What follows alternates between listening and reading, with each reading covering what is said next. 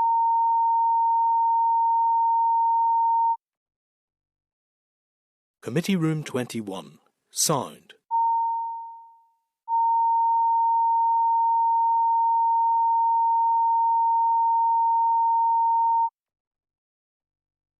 Committee Room 21. Sound.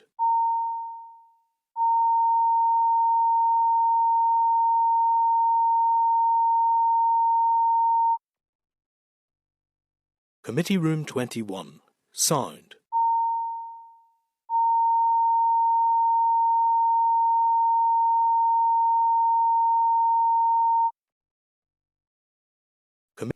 Okay, members, thank you very much for your forbearance. Today we're going to continue our deliberations on the Dilapidation Bill, and I again welcome officials Simon Webb and Mark Allison to answer questions and discuss issues as we go along. I've also welcomed our bill official, Bovine Baker, and Glenda Doherty, our Senior Assistant Clerk, who is predominantly working on this bill. So members, you've been provided with papers in the pack for this item. I would highlight two new items. One is the deliberations table, which will be updated by the clerks each week to keep us all up to date with the issues we have already discussed and progress on each clause. It starts at page 15 to the table papers and was also emailed to you guys separately yesterday, and it's a really good piece of work. And then we have the Convention Rights Memo, which is shortened to CRM, starts at page 272. A CRM is now being prepared for every bill by Assembly Legal Services and addresses issues arising under the European Convention on Human Rights, Article 2.1 of the Windsor Framework. In relation to this bill, the memorandum does not constitute legal advice but sets out whether the bill engages convention rights and where there is potential interference with a convention right, those clauses which may merit future scrutiny by the committee.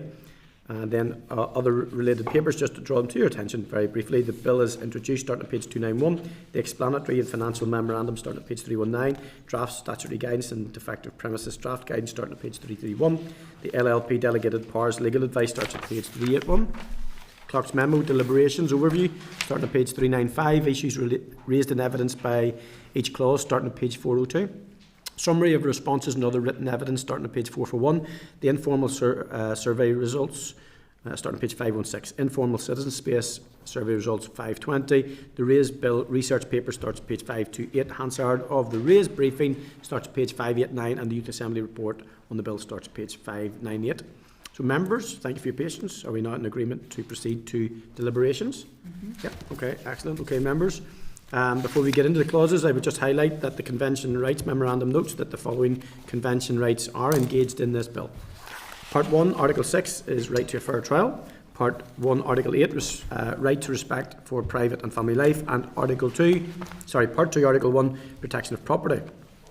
However, according to the CRM, there are no clauses or provisions of the schedules of the bill which call for particular scrutiny by the committee.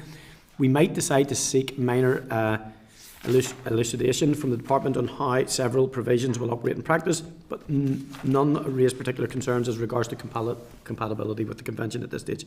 Where provisions of the bill raise ECHR issues, I will highlight these as we work through the clauses, members. So last week we considered clauses 1 to 3, which has been included for reference in case we need to return to them. The convention rights engaged as are per the CRM. But members, before we move on to the next section, I'd remind you that we considered a response from officials on the bill under matters arising. Officials, could you update the committee on whether a date has now been confirmed to the roundtable discussion with NILGA and BCNI? We have issued the invitation to NILGA and BCNI. We have heard back from some of their representatives. A couple of the organisational representatives are on leave this week. But we are confident we should be able to convene a meeting the week after next. Okay, thank you. We'll put that in our diary. I think that's an important thing. The committee, of course. Okay, members, turning to you guys again. Do you wish the officials to go over clauses 1 to 3 again, or will we start straight in with clauses 4 to 6? 4 to 6, members, yeah. That doesn't mean that we will not return to 1 to 3, but obviously there are some overlaps and some things may put us back, but if you're content then we're going to go to clauses 4 and 5. Okay, have I to go to page 5? Yes. Well done. Okay.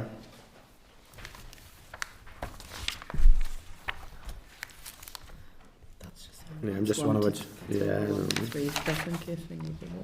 Yeah. Okay. for Simon and Mark then, could you please give us a brief overview of clauses 4 to 6?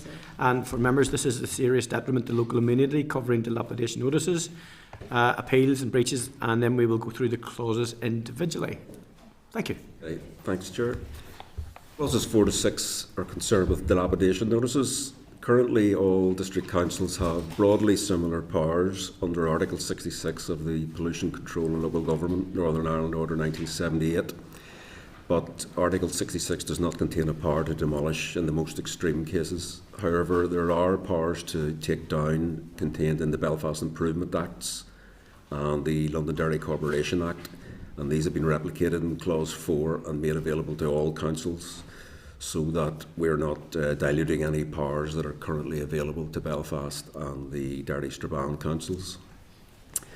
Clause 4 itself allows district councils to serve a dilapidation notice to require owners, occupiers and others with a relevant interest to take the appropriate remedial action to deal with more serious dilapidation as opposed to the maintenance notice.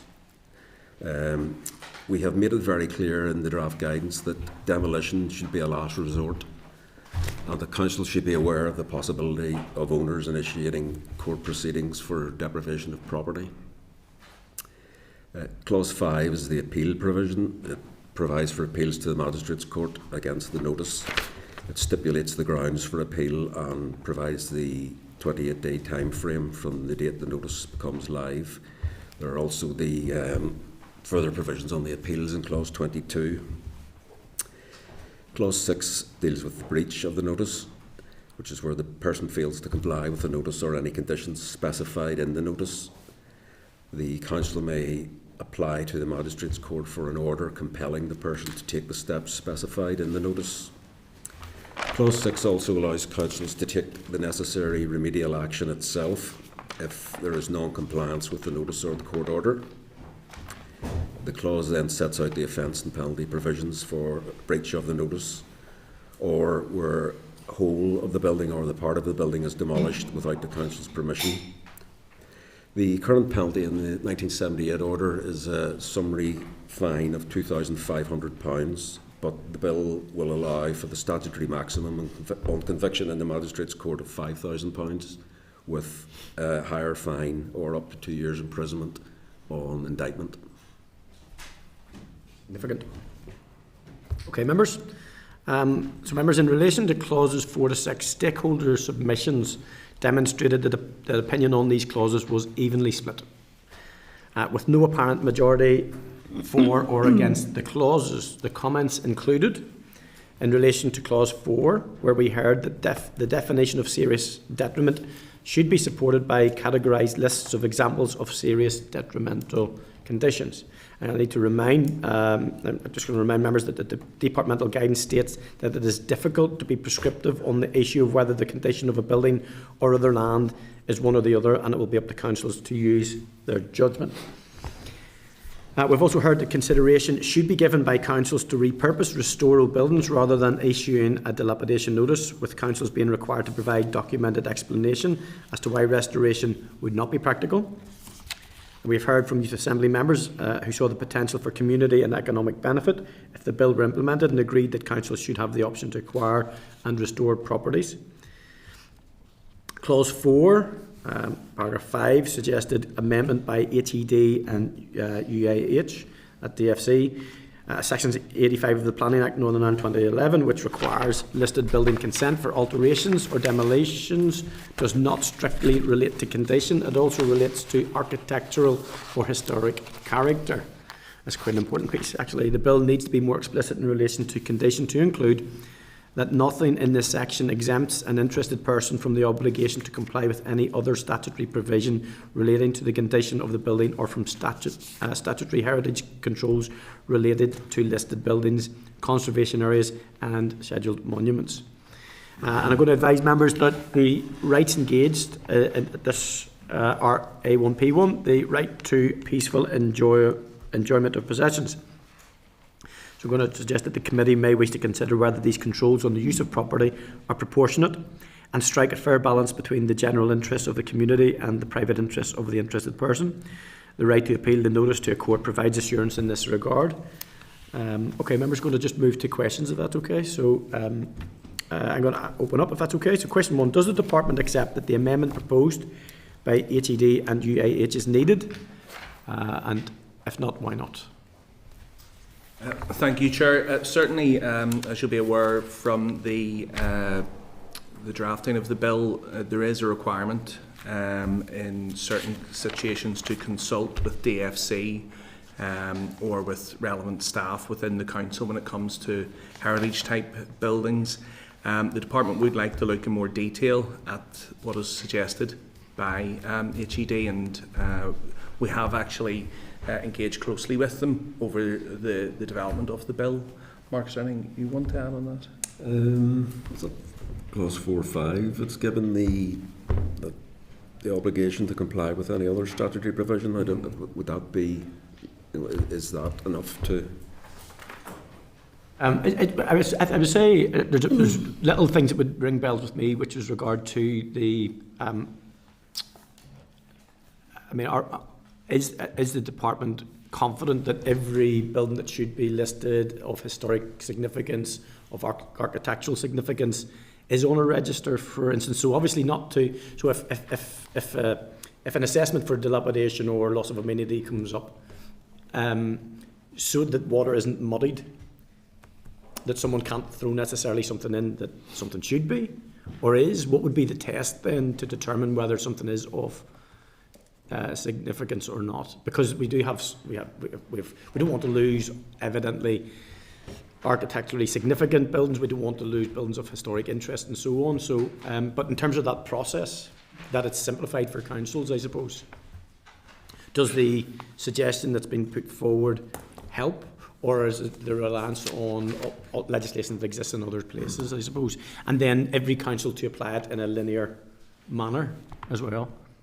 Yes, I think, Chair, certainly it's something we'd like to give a bit further consideration to at this stage, I think, because that obviously is a very important issue. We are aware that there have been issues with heritage buildings in the past and potential loopholes, and it would be worth us taking the time to consider that in a bit more detail. And we'll come back to the committee on that point. I think it's a difficult one, to be honest, because I don't know the answer myself. I just know even if a building has some level of historic interest or whatever, it could be in such a dilapidated condition that the loss of amenity to surrounding buildings and property, then there's a balance to be had, and I suppose it's about determining what the weight will be and what the conditionality would then apply. Absolutely. Yeah. Agreed. Before I go off that one, guys, does anybody want to touch on that piece before I invite further questions on clause 4? Yeah.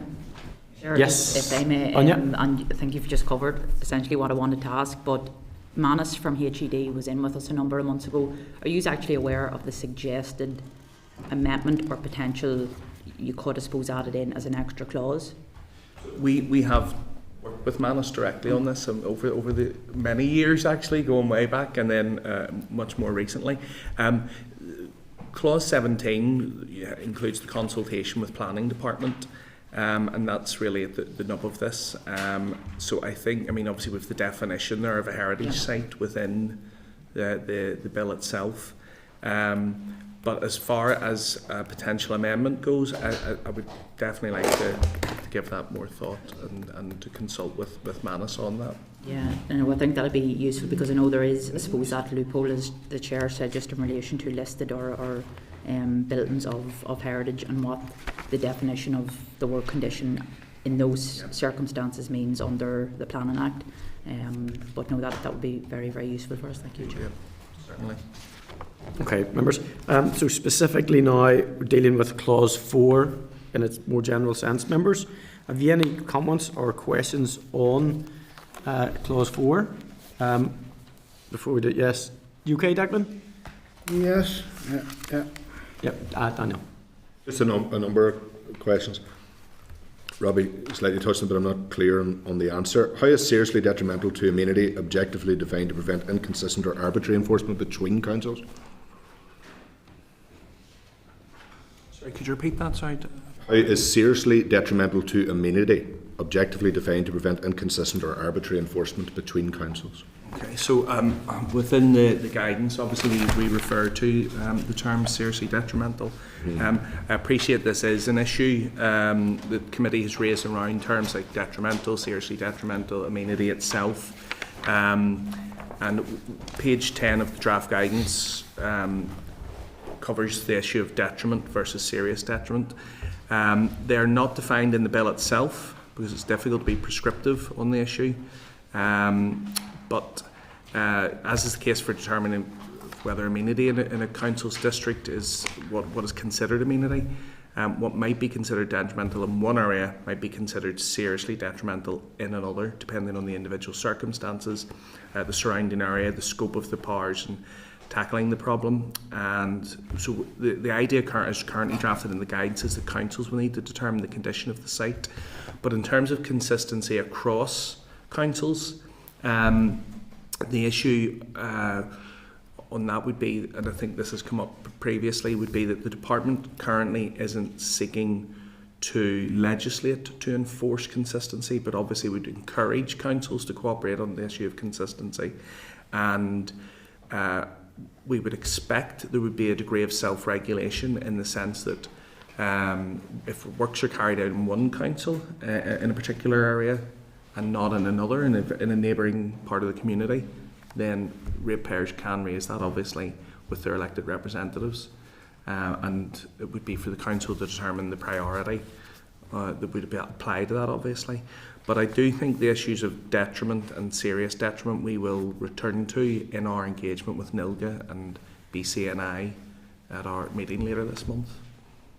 Okay, we'll follow up on it then. In a situation where owners can't afford remediation, does Clause 4 effectively force demolition through financial pressure rather than genuine choice?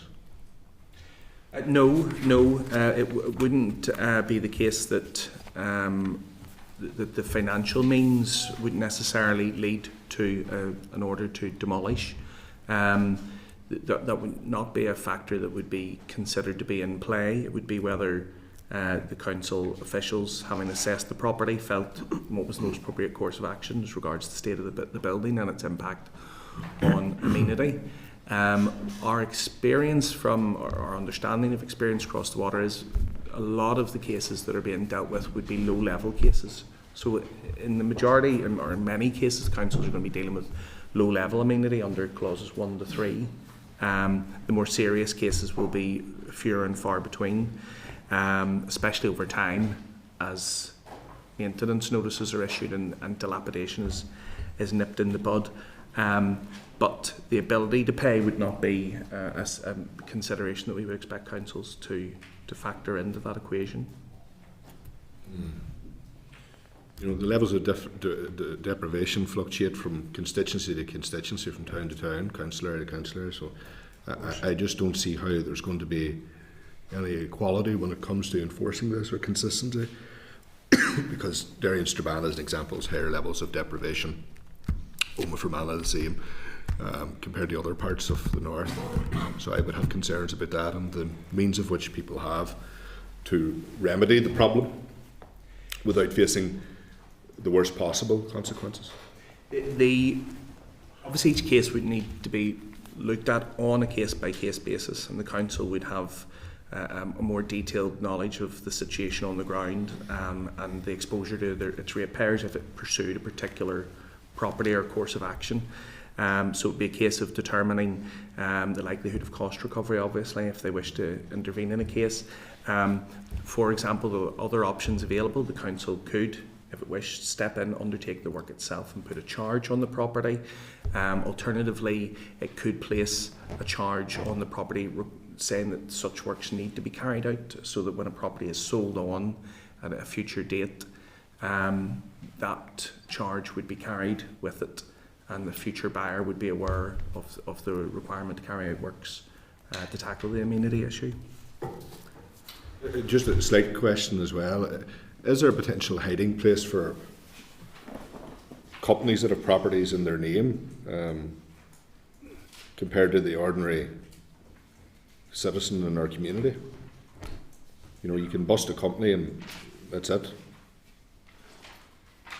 So, absolutely. I mean, this is an issue we're aware of. So in terms of the current drafting of the bill, the definition of an interested party extends to financial organisations that have an owner in the process. So it's not just the owner as an individual.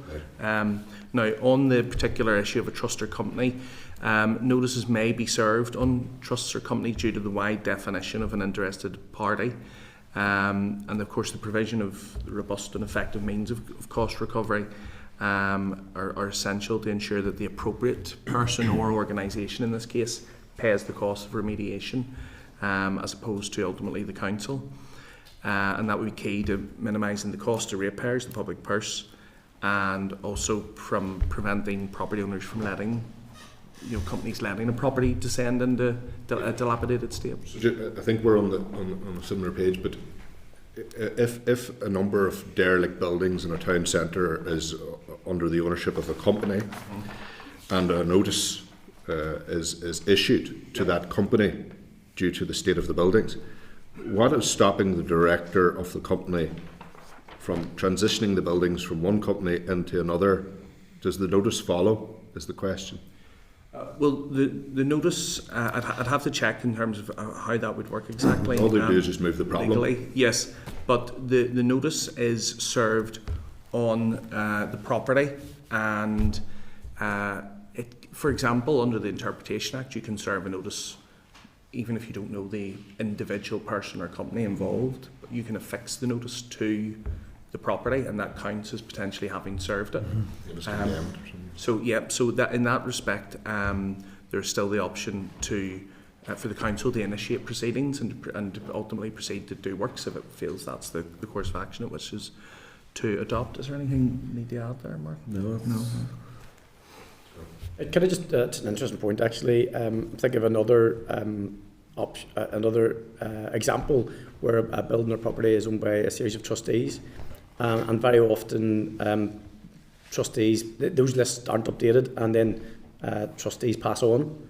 And I'm just wondering, in terms of if you were to game that out, in terms of the risk then to the existing trustees, is it sort of, for want of a better example, 10 trustees on it, 2 or 3 pass away? Is there a linear risk then to the trustees applied, do you think? I mean, it's a complication in law, I accept, but it's not an unusual precedent, I don't think. Sure, I am aware, that, for example, there has to be a certain number of directors in place to pursue costs, and if that number is insufficient, then that would potentially complicate matters.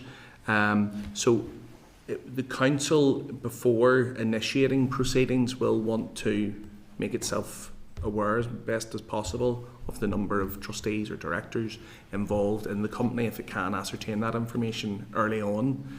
But provided, my understanding, provided there's a sufficient minimum number, then yes, it would apply to those that are still in post. There's a question I'm going to ask on every clause as we go through now. It occurred to me yesterday when I was reading through this, and it's just to be very clear for everybody in here. I think it's useful. Is clause 4 a new provision, or is it a copy and paste from previous orders and legislation? Yeah, it's basically a renewal of Article 66 of the 1978 order. And there are, as I mentioned in my opening preamble, some of the very old legislation as well. And you pointed out the Belfast and the Derry Strabane. Yes. So those would be additional powers. So they exist in those district council areas at the moment, and are now, those would be new to other council areas. But apart from that, the rest is a tidying up of existing legislative provision for clause 4, and we're only dealing with clause 4. But I'm going to ask you that at every clause, guys, because I really want to get a really good picture of how much of this is shaking things up and how much of it is just tidying up. Absolutely, Chair. I think that's a key point, and I certainly, going back to last week with clauses 1 to 3, those would be considered new because those are equivalent to the section 215 powers in the Town and Country Planning Act, so they would be new to Northern Ireland. I'm just going to turn to Glenda and Bovine here, just in terms of that, just so that's what I'm going to, it's a question I'm going to pose in every clause. And I was also going to, and thanks for actually, because I was going to return to 1 and 3, so 1 and 3 are new provisions, 4 is more of a copy and paste, but also with the tidying up of the Belfast and Derry Strabane stuff. Okay, thank you. Members, okay, we're going to move on. A very quick one, Chair, before we leave that, and, just in relation to some of the concerns that were expressed, which I do understand. It is the case, isn't it, that current legislation could cover, irrespective of a person's affordability or traceability, for that matter. Existing legislation covers buildings that are seriously dilapidated and a public health risk, and action would be taken on those cases, irrespective of other matters. Yes.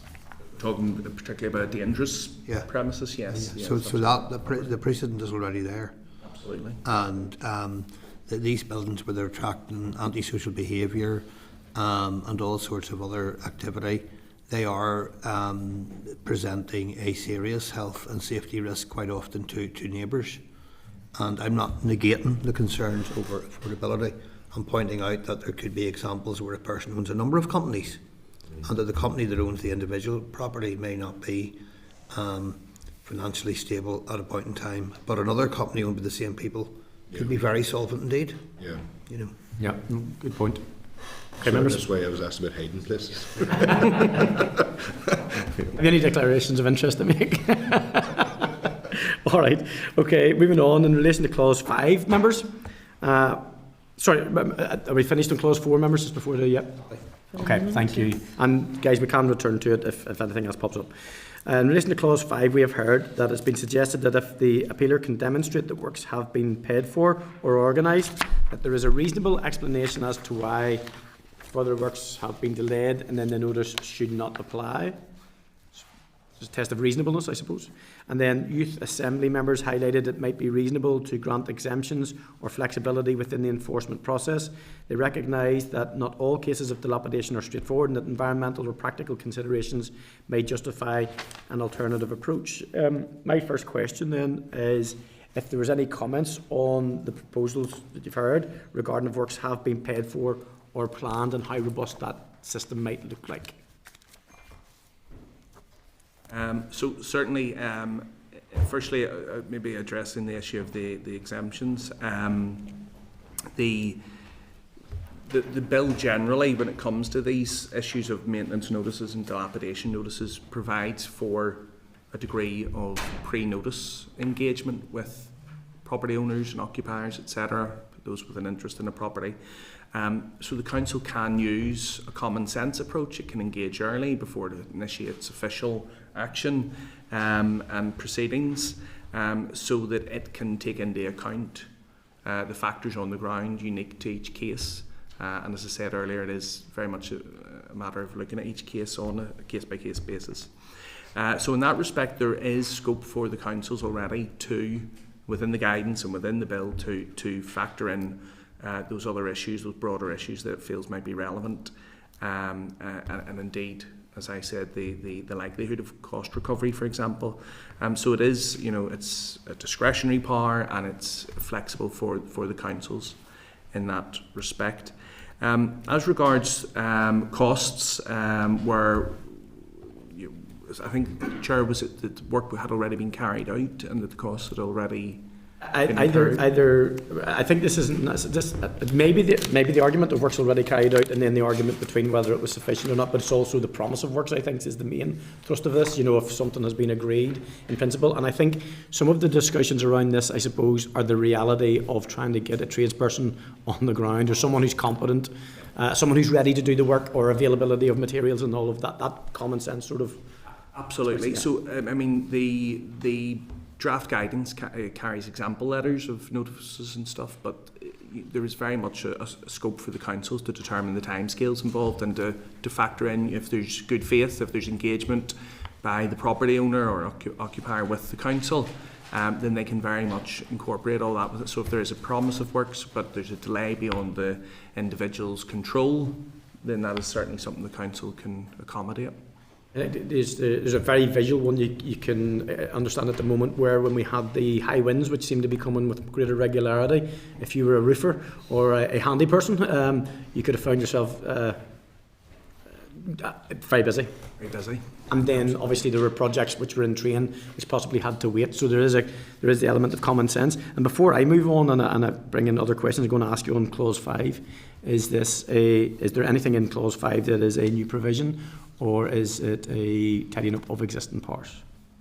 No, it's basically a standard sort of appeal procedure that's currently under the 78 order. Not a bother. Thank you. Declan, are you okay? Yeah, I'm okay. I suppose, again, I think that the message we've been getting from councils is that they broadly welcome this here, but obviously there's the cost and resources associated with it. And, see, for example, in an appeals scenario, and councils get themselves caught up in perhaps a court case, the burden, the financial burden that might be associated with that. Yes, so certainly, potentially, yes, there would be costs involved, obviously with pursuing civil debts through the courts. But as we've suggested, I think already there, that these are powers that technically already exist on statute for the councils, and we're consolidating here and modernising. So we're avoiding use of antiquated terminology, terms like ruinous, etc., and we're trying to standardise that terminology to make it easier. Again, the powers are discretionary, so the councils can choose the cases that they wish to act on and wish to pursue, and the likelihood of cost recovery. There will be the potential to recover certain costs, obviously, included in the bill. So we have potential income sources of, if we go back to clause 1 to 3 from last week, you have the £500 fixed penalty notice, which would come to councils, would potentially assist with costs. We, in other sections, we'll be looking at fees later, which when we come on to the likes of dangerous structures and emergency action, there will be fees regulations to recoup costs and cover costs of surveys and such things then. The bill also includes the potential for the sale of materials not claimed by an owner or an occupier within 3 days. So again, that's another potential source of proceeds. And then, of course, we have the more fundamental powers, these cost recovery mechanisms, with statutory charge being applied where there are outstanding costs, where the council has chosen to intervene and carried out the works themselves. Those costs will automatically be a charge on the property, and ultimately the power of sale vis-a-vis the Conveyancing Act, should it come to that. Just a wee follow on, Chair. You see, we recognise that councils have their own different priorities across the district, across the various districts. Could that uneven implementation of this Act in itself create possibility of appeals and challenges?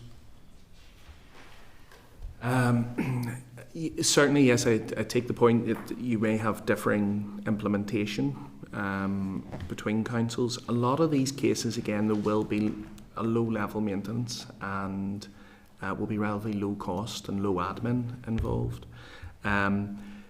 But in terms of the applying the guidance and following the bill, the requirements, the provisions in the bill, I don't think that in itself, a difference across councils, could generate challenges, but we can certainly seek some advice on that, just for clarification.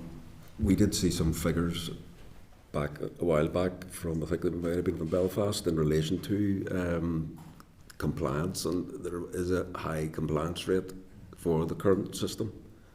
We didn't see any, great amount of appeals.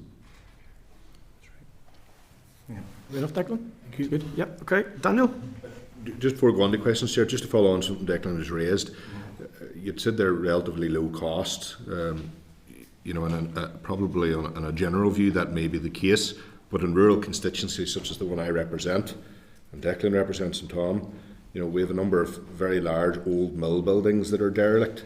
That wouldn't be a low cost problem. It would be a major, significant problem, particularly given one of them is a listed building.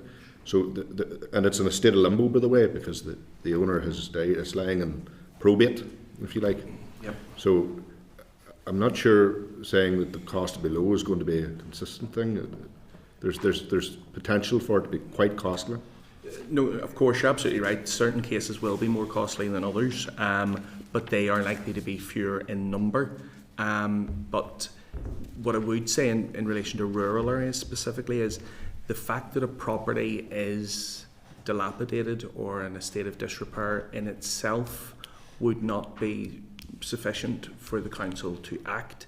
It has to be having an impact on the local amenity. So if it's an isolated dwelling, which isn't really, impacting on a neighbouring property or community, it may well be the case that the council doesn't consider it to be having an impact on the amenity. To be parochial, both the examples I gave are one is Smith's Mill in the town centre. It's a fairly prominent location, and it is an eyesore. But again, the owner has died, so there's major problems there. But I just want to correct that one wee element for a very simple reason, because I do see the potential for a massive problem in certain parts, not across the board. I wanted to focus on appeals, Chair. Do you think the 28-day appeal window is realistic for owners facing demolition, particularly where legal advice can be slow, surveys or finance must be secured in order to resolve the problem? Well, there is under, council can vary the period. So, obviously, again, taking into account the circumstances on the ground.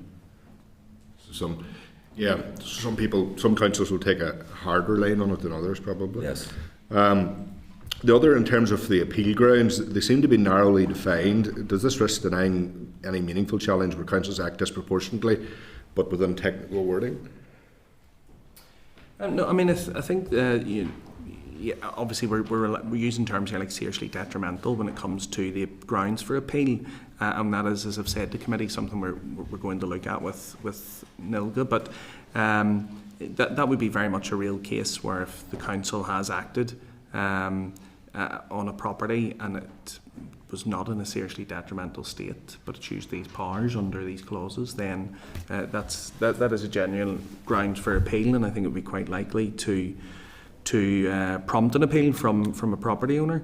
That again, we have the 5.2b there, that the requirements of the notice exceeds what's necessary, and again, that would be a very real scenario. Maybe we'd ask if the member, if there were maybe particular cases that maybe you feel are not covered here under the appeals, then certainly we could look at that. If that shut down real challenge, then certainly we'd be happy to look at that. Well, I'm happy to revisit that, Simon. Thank you for that. And just a very final thing: when an enforcement notice takes effect, the legal process can be quite expensive and arduous, and because it's arduous, quite expensive. Is there a danger that vulnerable or low-income owners, people who have inherited property maybe that's already in a state of dilapidation, will be unable to exercise appeal rights due to the limits placed on them as a result of the legal costs or complexity of the legal system? Yes, we have looked at this question of someone who inherits a property, and obviously there are several different outlets for them, selling it before they do anything to it. Obviously, if they can't afford to do anything to it, to sell it again for a higher price. And if it's so, I'm just thinking about a realistic approach to this. If God forbid my great grandfather was alive and he left me a house that has never had work done to it in years, and then I had the misfortune of inheriting it and had no means to restore it, and you pursue me to court, and then you say, well, you could have sold it, but if it's not attractive to someone to buy, particularly in town centres that are dilapidated, there's a lot of vacant property. You couldn't give property away in some places. What happens in that situation? That's of concern. The only reason I'm framing that question is because in the street in which my office is situated, that problem exists. I think, yes, I appreciate the point. And again, the first point I think we would make would be is around the number of cases that are likely to fall into that category. They're going to be at the extreme end. They're going to be relatively small in number. But also it goes back to this point of the council very much being aware of the scenario on the ground and the details of each individual case and adopting that common sense approach. We haven't sought to be overly prescriptive in terms of what exactly council should do in every case, to allow that flexibility for those sorts of circumstances. Absolutely. Okay, thank you. Okay, Gareth, did you have a... No. Anya, you did. Thank you, Chair. Yeah, I suppose we've heard a number of different concerns from stakeholders over the last number of months on this. Some wanted to extend the 28-day period, some actually wanted to shorten it, but I think just in relation to your remarks there about that pre-engagement stage, I think that kind of irons all of that out in my mind. Just in relation to clause 22.3, and it's more out of curiosity than anything else, where an appeal against the notice has been brought under the Act, neither the appellant nor any other person may claim in any other proceedings that the notice being appealed against was not properly served on the appellant. Is this a general clause from existing legislation, or why is that in there? I'm not too au fait with the T's and C's around properly serving a notice, but in my mind, I suppose surely to God somebody would have the right to raise that as a concern. Now, don't get me wrong, I know some people may try to use it use and abuse it, but if there would be any genuine cases where that has happened, it seems by the inclusion of this clause that the person does not have any right. I think, and I would have to check if certainly if you'd like us to be absolutely sure if this is a general thing or if it's specifically, but my reading of it is, so this is where an appeal against the notice has been brought under the Act. So the appeal has been brought successfully. Neither the appellant nor any other person may claim in any other proceedings, so in an unrelated, I think, proceeding, that the notice was not properly served on the appellant. So it's assuming the council has adhered to the process and that has served the notice according to the requirements of the guidance and the Interpretation Act. As I mentioned earlier, serving a notice can be as simple as affixing it to the property if you haven't been able to locate an owner. So it should always be within the council's powers to serve a notice appropriately. Is there any other angle that you're aware of, Mark, on that? I can't think of anything. That's probably it's a general thing that the initial draftsman has just inserted to. We would be very happy, obviously, to check that with our legal, get some legal advice just to clarify that. Yeah. Okay, good question, Anya. Any other questions on clause 5? Troops? No? Okay. Excellent. Okay. Thank you very much. Going to move on to clause 6. Just to refresh for members that we have heard a suggested amendment at clause 6.1. Councils and NILGA suggest that this clause should include the court making an order, and that it would say that the person must comply with clauses 4 to A or B and compel them to carry out the works. Then we go on to say that approximately 95% of respondents to the informal survey agree that councils should be able to require owners to tidy up neglected land or buildings that spoil the look of an area. Youth Assembly members highlighted concerns where an owner was unable to afford the repairs, and some felt that circumstances should be considered on a case-by-case basis. I'm going to remind members that the current wording in clause 6.1 states that the court may order the person to comply with the notice or condition. I'm going to highlight the rights engaged here, are Article 6, A1P1. The committee may wish to raise with the Department 1, the classification of the offence, 2, the nature of the offence, 3, the penalties for the offence. The committee may wish to consider whether controls on the use of the property is proportionate and strikes a fair balance between the rights of the community and the interested person. And I think this one piques my interest, and it's something that from the very outset of this bill, something very local to me, but Daniel touched upon it. So I'm picturing something like a very large dilapidated old mill, and the specific dangers, for instance, that would pose against a much more minor infringement, but may have a different detriment. So the difference in detriment obviously is a public safety issue possibly, and a significant loss of amenity in an area. to something which is a terraced property, for instance, that has maybe bulging walls, something that would be of reasonably significant risk. In regard to that, my first question then is in regard to the suggested amendment at clause 6.1. Councils and NILGA suggested that this clause should include the court making an order that the person must comply with clauses 4.2a or b and compel them to carry out the works. And the reason that I prefaced it, I suppose, is that it's going back to the Youth Assembly, where they said every case needs to be kind of looked at on its merits. But is there a way then of having the clauses so that it based on the quantification of risk, I suppose, and loss of immunity, that could be included? On the issue of the court making an order, that is something already in under 6.1. So it ends with the court may order the person to comply with the notice or condition. But what they're looking is that the person must comply with clauses 4. Does that make it? Does that?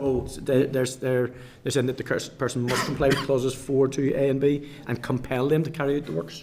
This is an issue actually I think came up with OLC with the words must and may, if I recall. We did touch on this, but the term may here is simply reflecting the fact that the council has initially issued the notice and then goes to the court. Yeah. And at that point then you're giving the court the power to issue, which they almost certainly would do.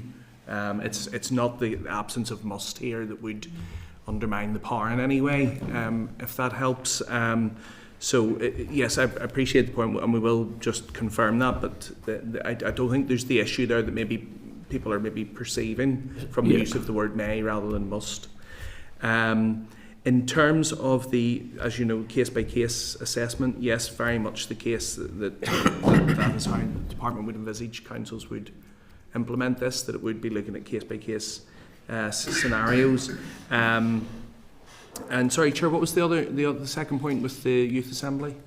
When there was just the Youth Assembly had raised the aspect of doing it on a case-by-case basis. I suppose, given that example that I tried to picture, where there is a measurable, irrefutable public safety risk, with repeated fires, break-ins, and that type of stuff. And it's just about that measure. That yes. So again, I think this takes us back to the issue of seriously detrimental. Where are we on a scale here? How are these things relative to each other? And that's something we will be discussing almost certainly with BCNI and NILGA at our meeting. Just for clarification, on the issue of whether a building is dangerous and poses a risk, that would obviously take us into later clauses with the dangerous structure notice. Mm-hmm. So you're describing the mill there. It could be seriously dilapidated, but it may not pose a danger. But certainly, yes, I understand the point there. And just on that, I mean, the NILGA suggestion, I think we'll maybe communicate with NILGA on this, because I think it reads to me that they're looking for the obligation for us to put in legislation that we tell the court what to do, which is never, I mean, we have to be separate, but the courts are there to make the decision, but the courts have that power to make it a must comply. That's yes, absolutely. Which I'll just maybe bottom that out with NILGA then, if you don't mind, just to give them a chance to maybe explain that one better, because that's certainly what it looks like to me. John? I don't think we can put in a must, or the officials could put in a must in relation to what we think the court should do. No, that's what I'm saying. But I'm wondering, is that what NILGA actually meant? Because that's what it looks like. Yeah. So you know where I'm coming from on that one. And also on the issue of case-by-case basis or any sort of individual circumstances or difficulties, then courts can and often do take account of that, as we read in court reports on a regular basis. So I would expect, but we have to leave that to them to decide. Yep. Now, obviously, the courts will go on the basis of expert opinion. We've been here before, and I'm involved in one on this one, where you get two experts who diverge in opinion, and a court just has to make a judgment. Affordability, whatever it is. Yeah, there's that, and that's how the law firms make their money, by giving different opinions and whatever. My final question is the same one that I'm going to ask on every clause. Given the significance of this one, because Mark, as you had pointed out, in terms of the fines, but also the threat of being at the pleasure of His Majesty at some point. Is there any changes to the penalty regime and clause 6? The current penalty is only a £2,500 fine in the magistrates' court. Okay. So we're uplifting that to the statutory max of 5,000, and then obviously on indictment the unlimited fine or the 2 years or both. And is that a change? Is the 2 years? Is that a change? Or is that what's in Parliament? Yes, there's no change there. So it's the 2,500 to 5,000 is the change. Okay. Yep. Chair, can I just seek clarification on our last point there about bottoming things out with NILGA on that particular use of may? Yep. Is that something that you'd like officials to do, or is that something that the committee's picking up? Well, I think we'll probably, well, you could certainly put it down as a marker, but the reason I'm saying that we would do it is because we've obviously taken that from when we've had NILGA in, and it may be just an opportunity for them to explain it better to us, even through written communication, if that's okay. And I'm not going to dump it all on you guys. Well, dump as much as I can, obviously. Okay, thank you. Okay, members, any, just Declan, are you okay on clause 6?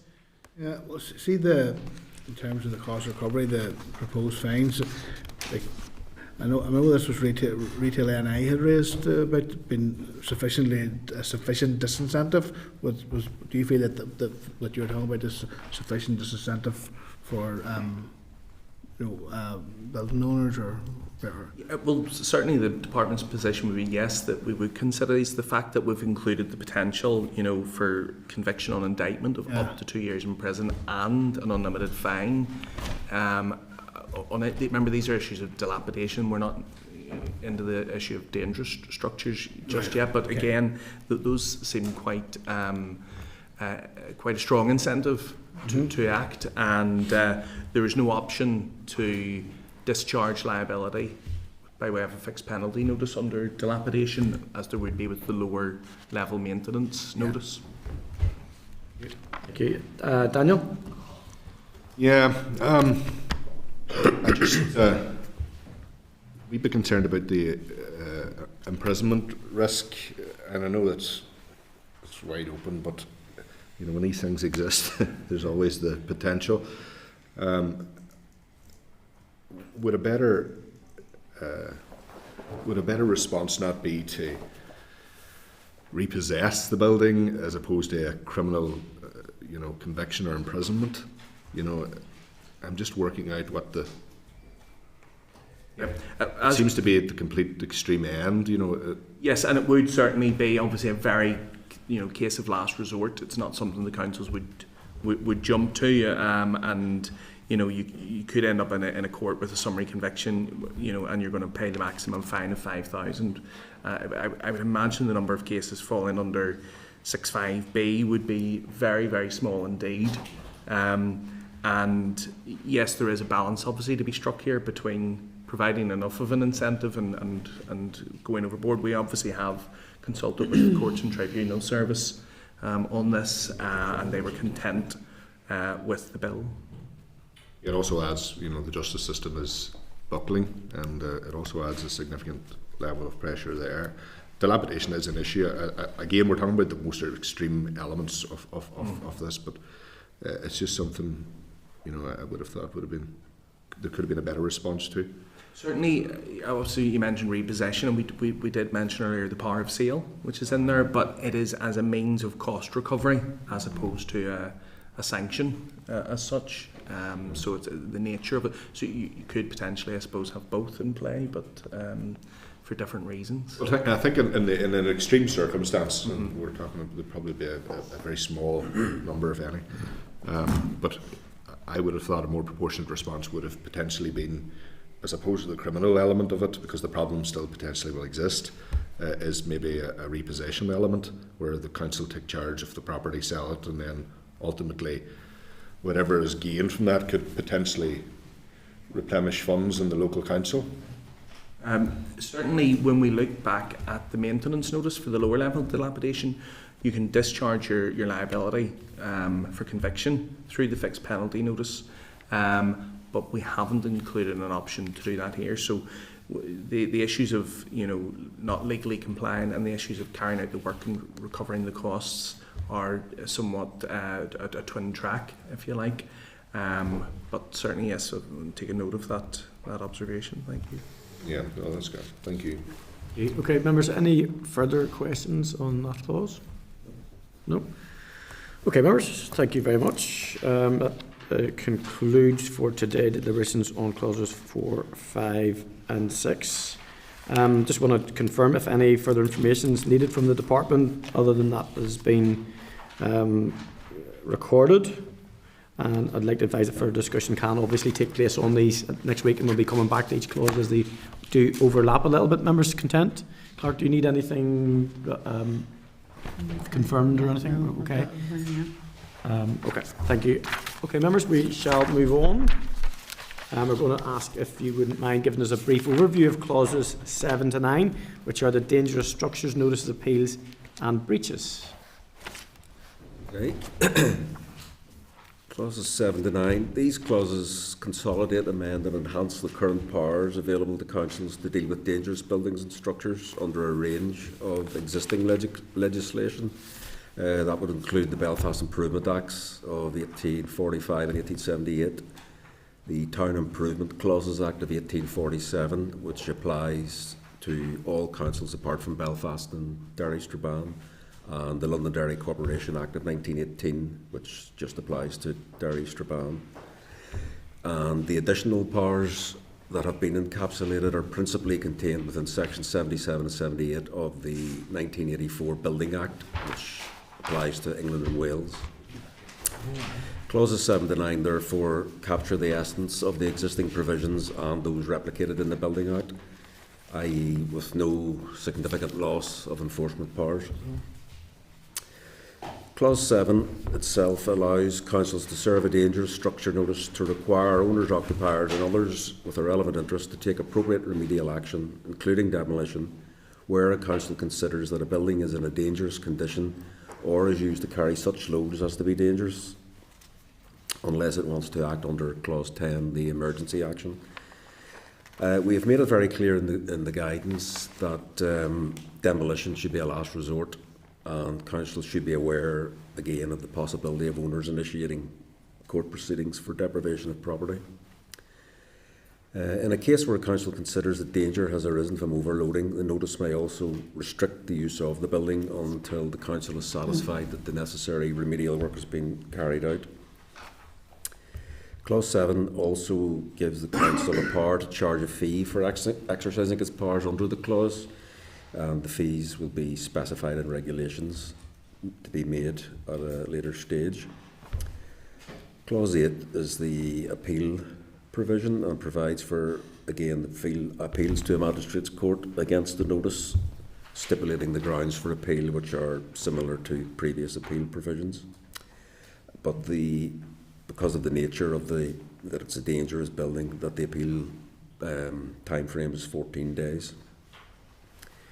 Clause 9 is the breach and provides where the person fails to comply with the notice or any conditions therein, it can apply to the magistrate's court for an order compelling the person to take the steps specified.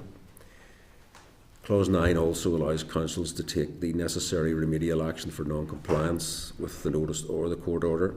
It sets out the offence and penalty provisions, and the penalties are the same for the dilapidation notice. They're the £5,000 fine in the magistrate's court, or the on indictment unlimited fine or up to 2 years in prison. And again, there's no fixed penalty due to the seriousness of the offence.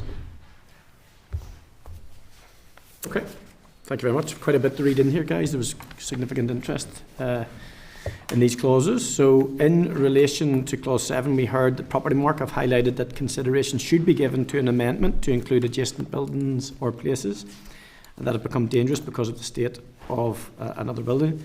Councils highlighted that this legislation should only apply to structures that are at risk to public safety, and that this needs to be clarified in legislation. For example, a dangerous structure notice should not be used where a building is at risk of falling but not at risk to the public. I'm not sure how we do that, by the way.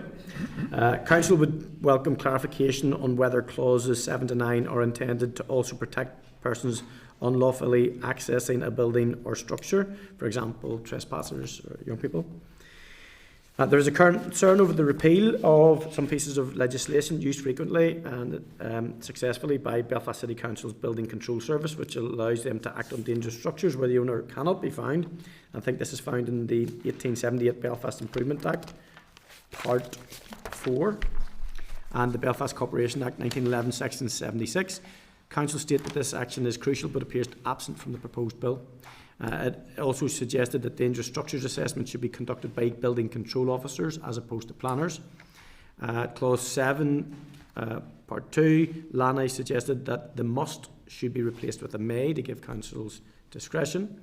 Clause 7 and 5, Clause 7, Section 5, stakeholders highlighted that it is unclear whether these restrictions on use of a building could extend to neighbouring buildings that may be affected.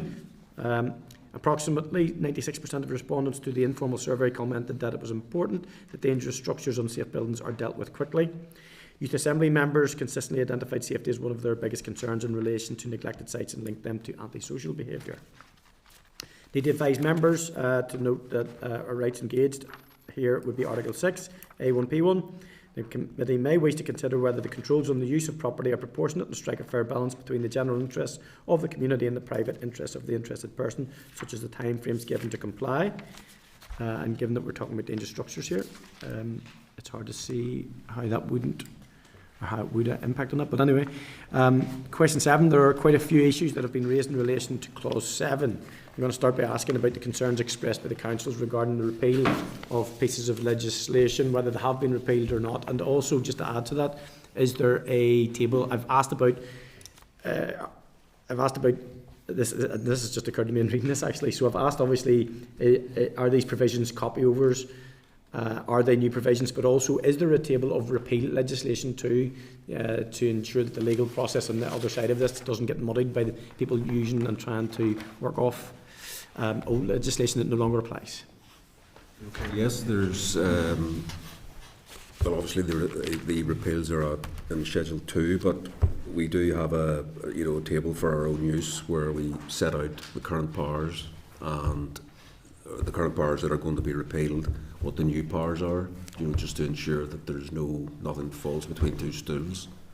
In relation to the mention of the 1878 Act, we are aware that let's see, where are we? Any dangerous structures where owners cannot be found and not abusive. Yeah. It's basically the whole of Part 9 is being repealed. Anything that is being repealed is being replicated in clauses 4 to 9. The only thing that is not, there's a bit of a human rights issue over the power of enforced sale. I know that Belfast City Council had legal advice a few years back, and it's a very old power, and we're now using going to use the Conveyancing Act as a means of a power of sale. It's a much less contentious way to go about it to achieve the same thing. So is that in relation to the 1878 Improvement Act? Or the 1878 Act, I think it's Section 118, I think it is. What is it that's been, did you suggest that is a much more efficient power to use? It's in clause, Conveyancing Act, 1881. Clause 13 of the bill. Okay. We refer to the Conveyancing Act, the power of sale. Sure, we did wonder if perhaps that hasn't maybe come across clearly to local government representatives that there is a power of sale there under the Act. Simply, looking at some of the wording in the bill, that might not be immediately obvious, and it's something we'll highlight when we meet with NILGA and Building Control. I think that's a good point, because as I said at the start, we may go back to clauses 1 and 3. We may go back to clauses 4 to 9 when we get to those clauses, because there are, by very nature of how this has been drafted, which is much more streamlined, obviously, that some of the fears will be addressed further on in the deliberations. We could certainly share the table with you, just so that you can see, the current powers and where they're being replicated in the bill. Okay, I'll just say that the Conveyancing Act is 1881, so old legislation doesn't necessarily mean bad legislation, evidently. Are you familiar with that? He chaired that one. We're in charge there. Okay. Okay, guys. In regard to clause 7, Declan, have you anything on clause 7 that you want to? Um, Maybe not get much further. no, I'm okay. I might come round in the second loop. Okay. Interest in clause 7, members? Sure, can I come in here? Yes, go ahead, John. It's just on a point that was made there. I'm not sure which of these it would come under, but we'll do it under 7 so that it's dealt with, if I may. The notion which I think you correctly reflected from discussions with Nilga, that it should apply to dangerous structures only. I wanted to spell that again. There's a matter of definition around that, first of all, and there are also different types of dangers. And I hope officials can take away today. There's a building that someone might regard. I mean, a building's going to have a degree of dilapidation, or it will not be subject to this bill in the first place. That's the first thing. So it will already be dilapidated if it's being dealt with under the terms of this bill. Separate to that, where dilapidation becomes dangerous, is really something that needs careful consideration, because there are buildings that may not be imminently dangerous, that are attracting antisocial behaviour, criminality, which is a risk and therefore a danger to people living next door or passers-by. So I hope the definition of dangerous here doesn't become a strictly structural reference. There can be dangers to neighbours and others in the neighbourhood and locality, but which doesn't necessarily mean the roof's about to fall off, and I've experienced that myself. Yep. Okay. Thank you. Do you mean exposure to arson and stuff like that? On behalf of others. Yeah. Declan, did you want to come in on John's point there? Yeah, well, I mean, not quite John's point. Do you want to come in? That's okay. I'm just going back on my notes. In relation to the dangerous notices, and the point was made to us during evidence from the Landlord Association about situations where one avoid situation where this act could inadvertently encourage people to demolish a building, like for example a listed building, rather than it's easier to sort of scatter it than to spend the required amount of money to bring it up to standard. You know, how can the bill avoid creating that situation?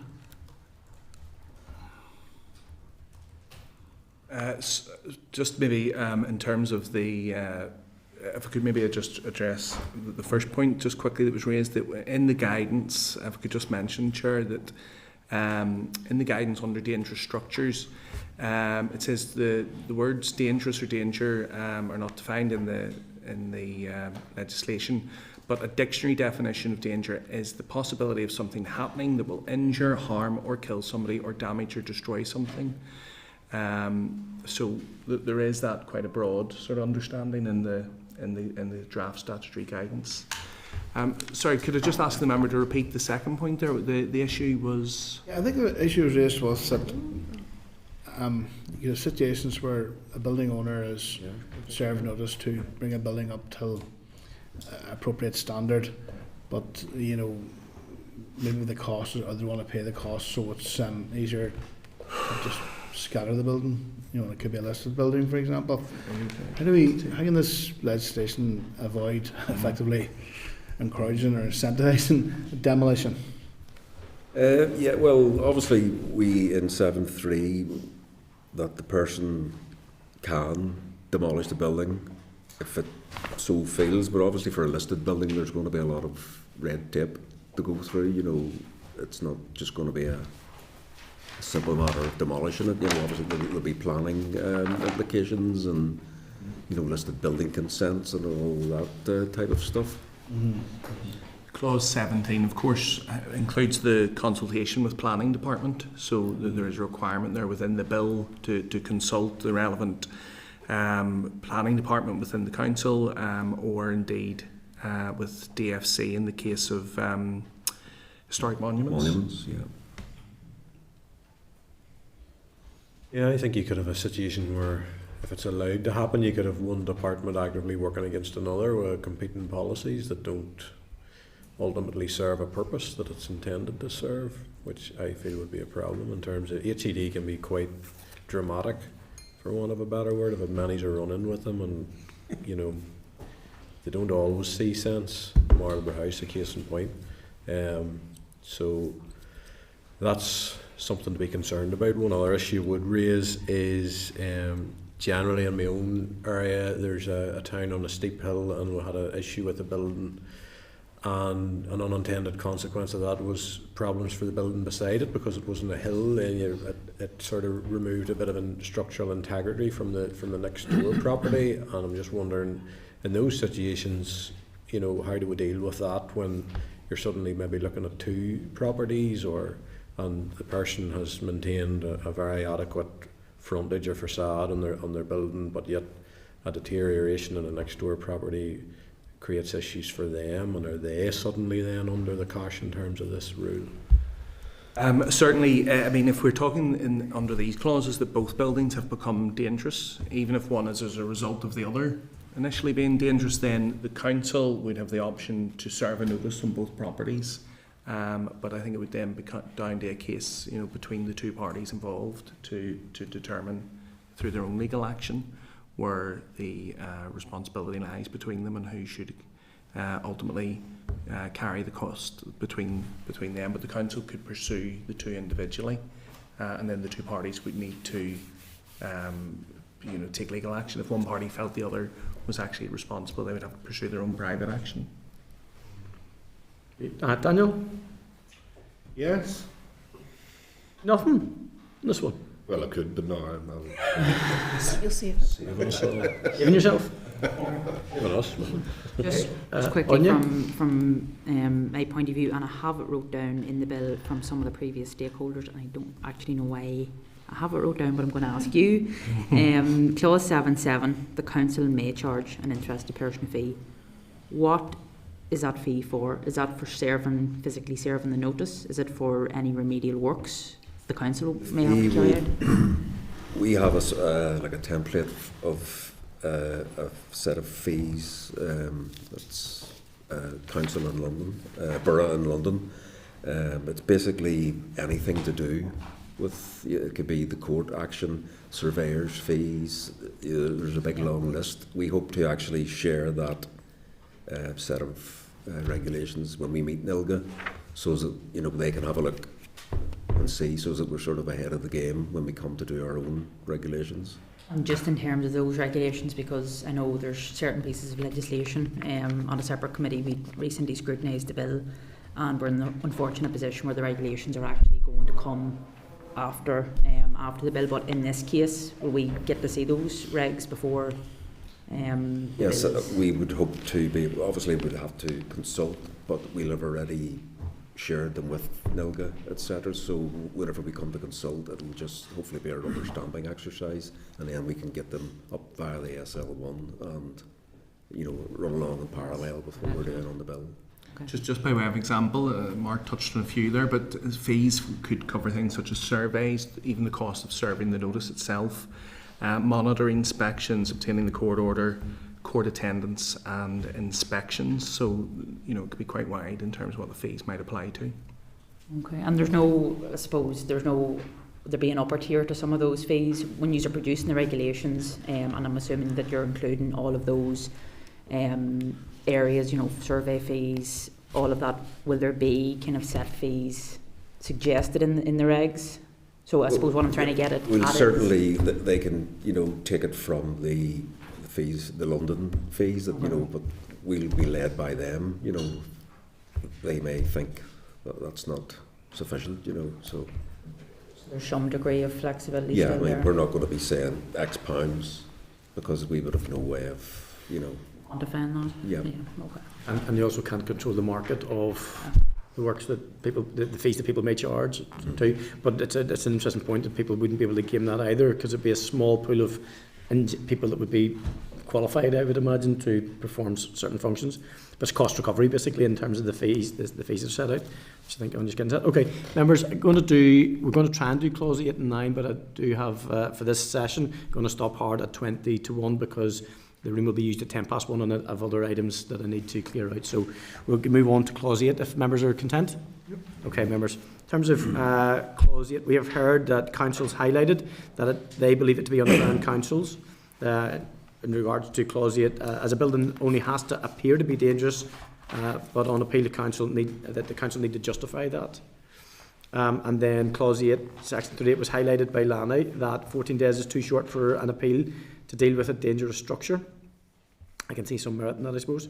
I'm going to remind members that the Department have advised that an appeal to the Magistrate Court against the dangerous structure notice must be brought within 14 days owing to the more serious nature of the situation. Okay. In regard to the comments that have been made by Council and Lanny, for instance, with regard to the feeling that councils feel it's slightly unfair on them with regard to their need to justify it, and then the 14 days being too short. Have you any comments that you want to make on that? Thank you, Chair. Yes, I think certainly the Department's view would be that it would be a reasonable expectation for councils to justify why they considered a building to be in a dangerous situation and a dangerous state of repair. That would seem to be a basic requirement, but if that is something that might warrant further discussion, then we'll be happy to bring that up with NILGA and Building Control at our February meeting.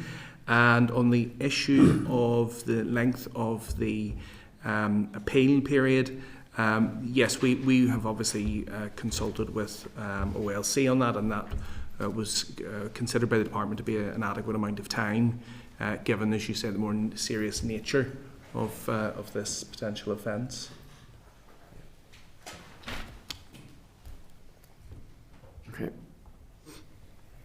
Okay. And my final one on this then is there anything in regard to Clause 8 that is new? Or is it captured in existing legislation? It's a read across from the Building Act. Okay. Yeah, 1984 Building Act. Does it repeal anything in particular? Well, the dangerous structure, sort of the current legislation, it's all the very old legislation. There's different wording in different parts. They use different terminology, and it's which is why we want to. And then we use the 1984 Act as a basis for modernising it. And certainly the table that we're happy to share with the committee would detail that. Yeah. That'd be good. That'd be useful. Thank you. Okay, members. Any other questions on Clause 8? Declan's okay. Daniel, okay. Okay, members. Thank you very much.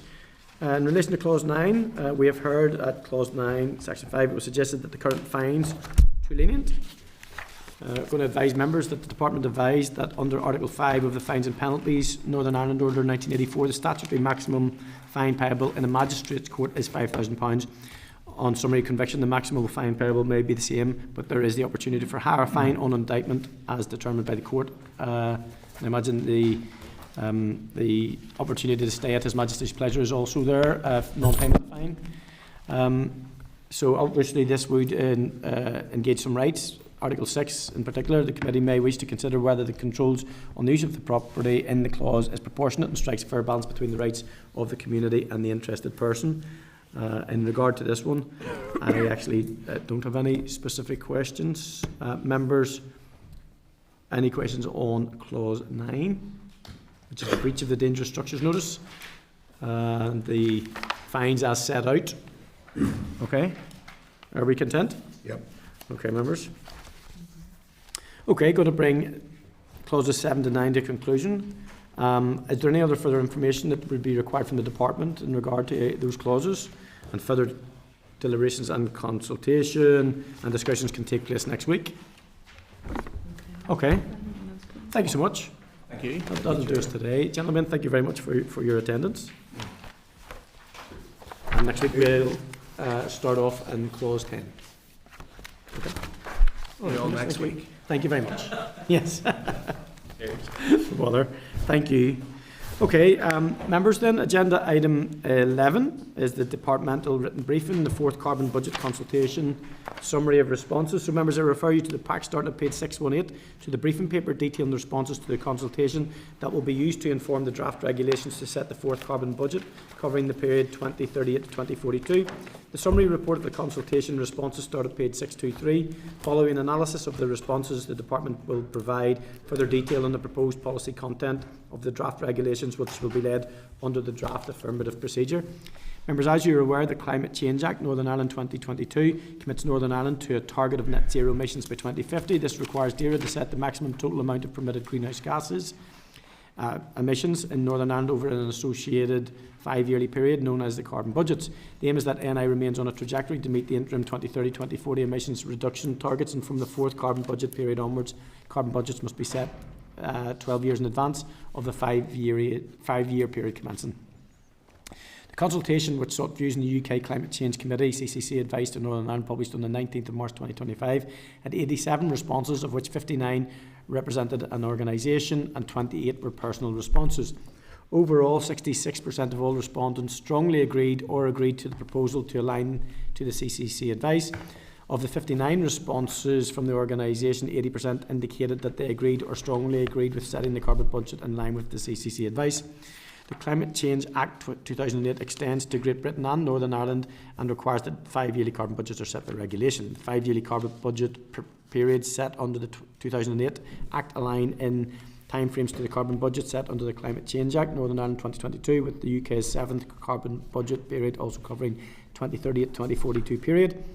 The UK 7th carbon budget covering the period 2038 to 2042 has not yet been set in legislation. Unlike our 2022 Act, the 2008 Act does not require that the Department for Energy Security and Net Zero undertake a consultation to seek views in the setting of a carbon budget following the receipt of advice from the CCC. The written briefing also outlines a detail of the setting of carbon budgets and targets in our neighbouring jurisdictions. Members, have any comments, or are you content to note that at this stage? Thank you. Agenda item 12 is a departmental written briefing, update on the outcomes of the consultation on new rules for selling and supplying puppies and kittens in Northern Ireland and a proposed way forward. So members are referred to starting at page 659 to the briefing paper and DAERA's Animal Health and Welfare Policy Division, providing an update on the outcome of the 12-week consultation which closed on the 25th of August and the proposed way forward. Members, we last considered this matter by written briefing on the 29th of May and noted that issues associated with third-party sales of puppies and kittens under 6 months of age include poor animal welfare, increased risk of illness and disease, encouragement of irresponsible breeders and ethical concerns. The Department proposes new rules to introduce a registration scheme which will require all persons who sell, give away or otherwise transfer ownership of puppies and kittens to 1. Apply to their local council to be registered, 2. Comply with conditions of registration, 3. Pay the appropriate registration fee, and 4. Have their details recorded in a council register. Registration will be valid for 1 year and details contained in the register will be made public. As regards to enforcement, councils will have responsibility as the statutory body for enforcement regarding companion animals as contained in the Welfare of Animals Act 2011. A total of 488 responses were received to the consultation, mostly from members of the public, with 7 from local councils and the remainder from a range of animal welfare organisations, representative bodies and organisations. Respondents generally welcomed stronger welfare protections for puppies and kittens, but emphasised the need for adequate resources and enhanced enforcement powers for councils, alongside better public awareness about responsibly purchasing a pet. All 7 of the councils that responded agreed with the prohibition of third-party sales and the creation of a public register.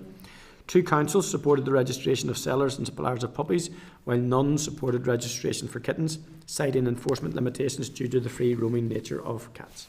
In light of this, it is now proposed that registration should extend to persons selling kittens only, and that persons who give away kittens for free should not be required to register as a seller or supplier. Council. That's very sensible in my Sorry? view. That's very sensible in my view. It is. I find that from people who either like cats or don't. I'm not suggesting you don't, but I think there's complications with them. You know, I grew up, like my granny had about 10 cats and kittens went everywhere and people loved them. Like if she was having to register, it would seem very onerous. You know what I mean? Yeah, but I think that we could get into a better regime of neutering cats and doing things like that, but too, We have a farm cat that lives its best life in our house, I can tell you. I know, not everywhere cats go, but they get a life like that, that's the only thing. But anyway. Cat situation, Chair. It's a cat situation, very good. In light of this, it's now proposed that registration should extend to persons. Sorry, I've said that. Yep, my eyes are getting tired. Council has expressed concerns about capacity, resources and funding and did not agree with the proposal to waive registration fees in the first year for non-businesses. Council has also requested that the fee must be in legislation and any shortfall full cost recovery must be met by DAERA. In response to concerns, the Department now proposes that any registration fees should apply equally to all from the commencement of the registration requirement. The written briefing also covers the requirement in our neighbouring jurisdictions.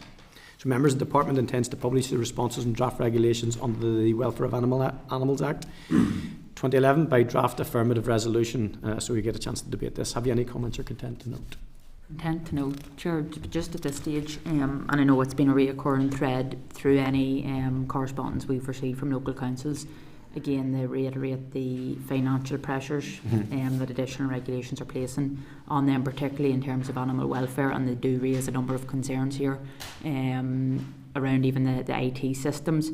But could we write to the department and just ask them, had they considered setting up a central system within the department rather than a council level? I understand that councils have the remit sits with councils for animal welfare, but for something, I suppose, for want of a better word, this meeting, I just want to kind of thrash that out with the department. Yeah, no problem. But I just want to point out that 7 councils responded to this. Not all the councils responded. Just so you know. Yeah, I mean, it's you very often. It's one of those things. When we're doing legislation here, these things are communicated by the department. 4 councils didn't even bother to respond to this. But won't be too slow at holding us to account if when things start to bite. But yeah, I do absolutely take your point. And John, do you want to? No, it's okay. You have enough. Michelle? Just ask, is there a timeline for this? Not the so the 12 consultation 20th of May. We last considered it in May of last year, so we can find that out. We'll get the timeline on that, so it will give us a bit of time, because there will be a lot of animal welfare bodies in particular who will want to lobby us, and there will be information that we need to consume. Yeah, they've stated that they're bringing forward the regulation. Yeah, okay, we'll ask the question of the department for a timeline. The timeline of the regulation. Yeah, just sort of conscious that this is going to be something of interest, so I think we should allow ourselves a bit of time. Yeah. Okay, members, content? Thank you, members. Okay, agenda item 13 is a departmental written briefing. Proposed UK SI, the Employment Rights Act 2025, Enforcement Consequential Amendments, Regulations 2026. I refer to the pack starting on page 707, the briefing paper regarding the inclusion of devolved provisions relating to gangmasters licensing in the Employment Rights Act 2025, Enforcement Consequential Amendments, Regulations 2026. The Department of Business and Trade plans to lay the proposed SI at Westminster in late February to come into operation in April. The Minister has confirmed that he is content that the necessary amendments to the devolved legislation are made via an SI to allow the legislation to proceed on time. Members will recall in April 2025, following committee consideration, the Assembly consented to an LCM to extend certain provisions in the Employment Rights Bill to Northern Ireland related to the abolition of the Gangmasters Licensing Abuse Authority and the transfer of its functions to the Secretary of State. The LCM received royal assent in December as the Employment Rights Act 2025, under which the SOS Secretary of State has the power to make consequential amendments to ensure proper functioning of the statute book. Members, 2 SRs. The Gangmasters Appeal Regulations 9 Northern Ireland 2006, the 2006 regulations, and the Gangmasters Licensing Exclusion Regulations Northern Ireland 2014 now require technical amendments to ensure they remain fully operable. The proposed SI removes the definition of the authority for both SRs to reflect its abolition under the 2025 Act, and removes reference to the authority and replaces these with references to the Secretary of State, so they're technical, as you can see. No consultation has been undertaken on the proposed SI. Given its technical nature, it does not introduce any new policy, and there is nothing cross-cutting or controversial. Executive referral is not required. As the proposed SI makes only consequential amendments to existing legislation with no additional regulatory or rural needs impact. When the SI has been led at Westminster, the committee will be notified. Are you content, members? Yep. Okay, item 14, correspondence. There are only a few items of correspondence, so I'm going to run through them, members. At page 713 for correspondence from the Department dated 3rd of February regarding the Assembly debate of the draft Greenhouse Gas Emissions Trading Scheme Amendment Order 2026 on the 16th of February. The committee received an oral briefing from officials at our meeting on the 15th of January, and we agreed we were content to support the order. The order makes the following amendment: that adjustments to historical activity data used in the free allocation equation to account for COVID-19 related disruption, updates to sector-specific benchmark used in free allocation calculation, and the phased reduction of free allocation for sectors overlapping with the UK Carbon Border Adjustment Mechanism, otherwise known as CBAM. You content to note, members? Any comments? Nope. Terry will be speaking on that on Monday. Yes. I'll be speaking in the chamber, so I'd like you all there to listen on Monday. Gareth, I just said I. A bit twitchy there. Okay, members, I refer you to page 716 of the Back to the Clerk's memo dated the 9th of February from the Clerk to the Public Accounts Committee. A piece of work, by the way. The chair of that committee. A table providing an overview of the status of all NIO reports can be found starting at page 718. The PAC has agreed that its next inquiry will be major IT projects in Northern Ireland.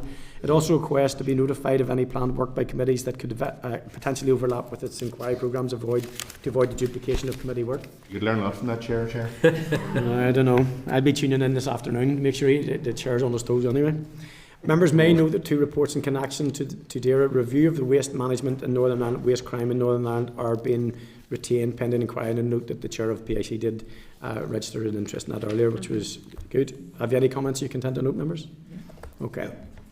The next item then referred to page 722, a copy of the Office for Environmental Protection, OEP, annual reports and accounts. Members, you content to note? Okay, next one referred to pack, start at page 847, the Youth Assembly January update. On January 24th, the Youth Assembly members gathered for the first plenary session. Have you any comments to make, guys? Those are really useful wee events to drop into if you can. When I was on the commission, I used to enjoy dropping in to speak to the Youth Assembly members, usually on a Saturday when they meet, but it is quite good. Agenda item 15 is the forward work programme, members. I refer you to the forward work programme starting at page 39 of table papers. And are you content that it's published? Okay. Members, the committee has received an offer from the Lough Neagh Fishermen's Cooperative to host our meeting and brief the committee on the 26th of March at the Visitor Centre at Lough Neagh Eel Fisheries in Tunbridge. We had also previously agreed to visit the Enva Fridge Recycling Centre, which is a short 2-mile drive from there, and I propose that we hold our meeting at the Cooperative Centre and we have a short tour of the Visitor Centre and then move to visit Enva. 26th of March, guys, for your diaries. Okay, thank you. The committee has also received an offer to host our meeting at the Explorers Aquarium at Portaferry on the 30th of April and see the DAERA funded work undertaken at the Seal Sanctuary. Yep, we had hoped to do this on the 23rd of April, however the aquarium has zoo inspectors in on that day. So I proposed that that after that we would visit the Portafogie Harbour to meet local fishermen and NIFPO and ANIFPO, as a visit to another harbour has been in our forward work programme for some time now, so we'll be content with that. Okay, thank you. The committee recently agreed to undertake further scrutiny of the anaerobic digesters. I can advise that the clerk has spoken to RAISE, so I'm now seeking agreement to commission a paper from them on opportunities and challenges in relation to AED. And if we leave it broad like that for RAISE, I think it may be more useful. Members content? Yep. Okay, then a reminder. Don't do that. Don't do that. Okay. Thanks. Sorry. Okay, agenda item 16. Any other business, members? No? Okay. Yes, sorry, Michelle. If you don't mind. A couple of days ago it became clear that the Manx government have changed some of their immigration rules with regards to fishing crews operating in the 12 nautical mile limit. This will mean that those vessels who have crew who either have a transit visa or a UK skilled workers visa will no longer be able to fish in those waters. Now that is devastating for the Northern Ireland fishing crew, given that 70% of their crews are from overseas. So my understanding of this is that you will require an Isle of Man workers visa, which may only be available to those who have an Isle of Man business. So that in itself is creating, as you can appreciate, having a major impact, given those grounds are sort of crucial for nephrops and for the collection of scallops as well.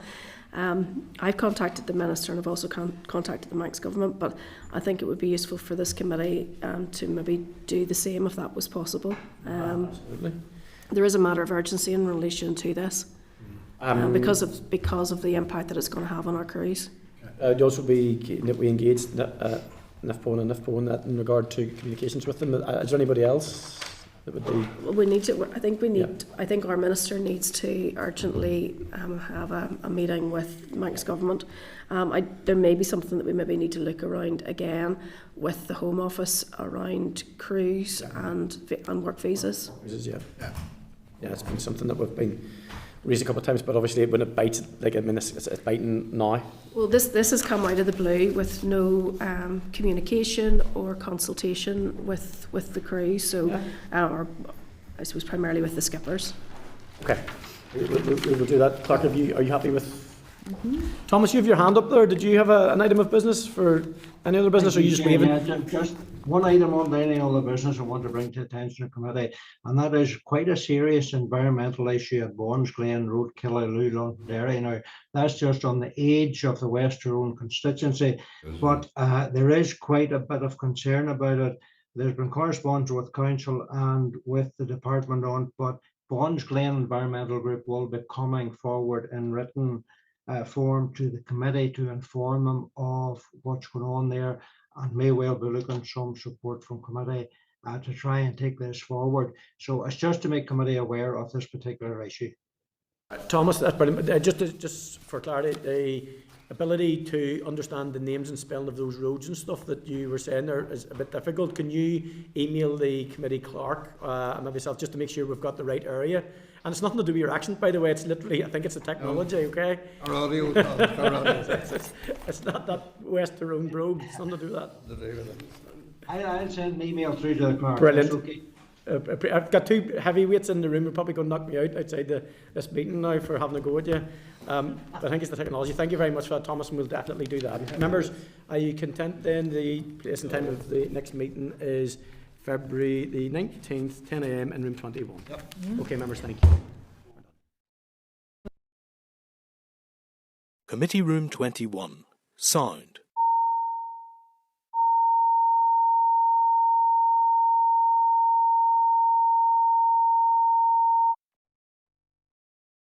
Committee room 21.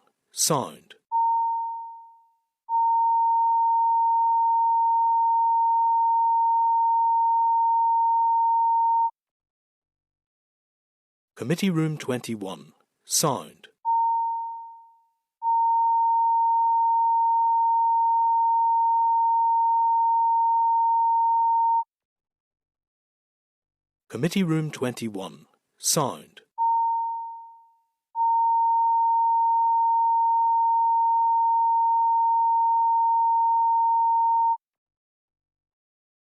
Committee room 21.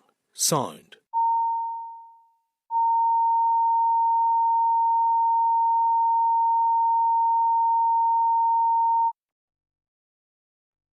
Committee room 21. Sound. Committee room 21. Sound.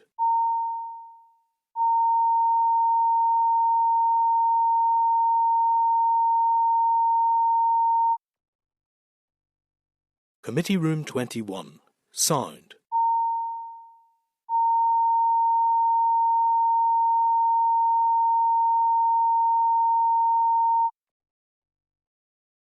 Committee room 21.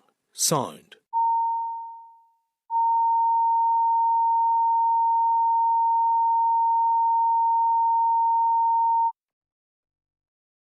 Committee room 21.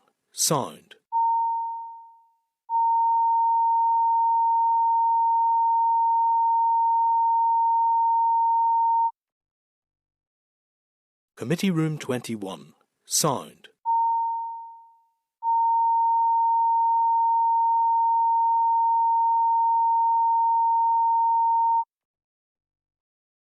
Committee room 21. Sound.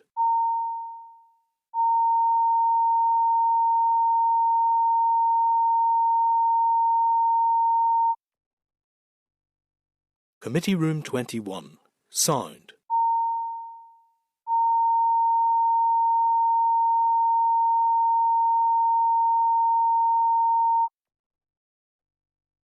Committee Room 21. Sound.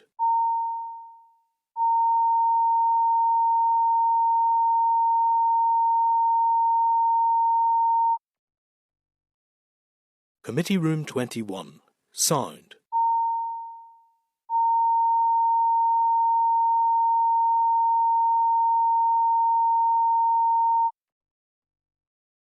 Committee Room 21. Sound.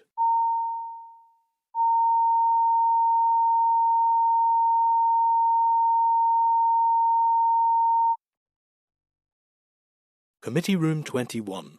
Sound.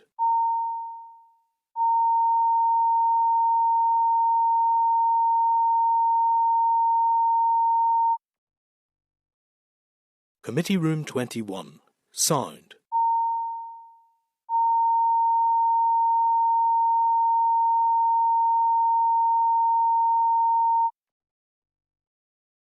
Committee Room 21.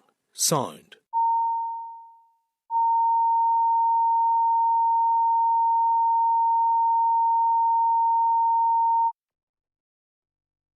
Committee Room 21. Sound.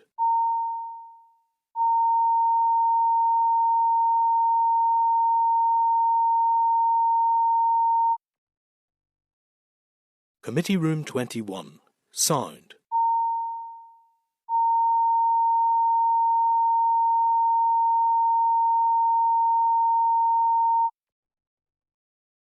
Committee Room 21. Sound.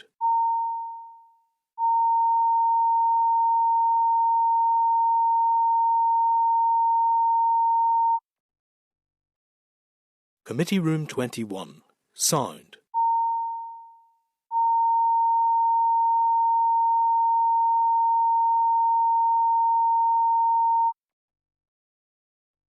Committee Room 21. Sound.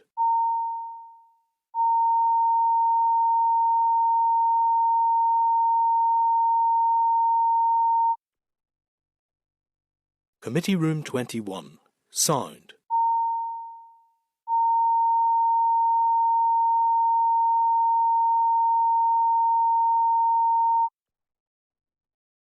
Committee Room 21. Sound.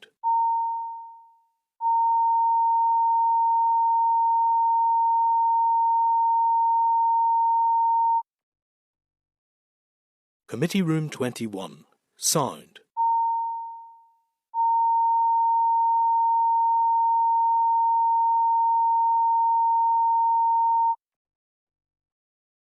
Committee Room 21. Sound.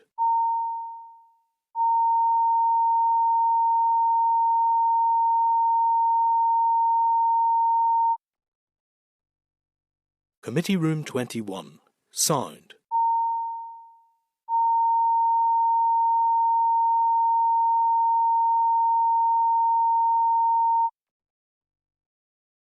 Committee Room 21. Sound.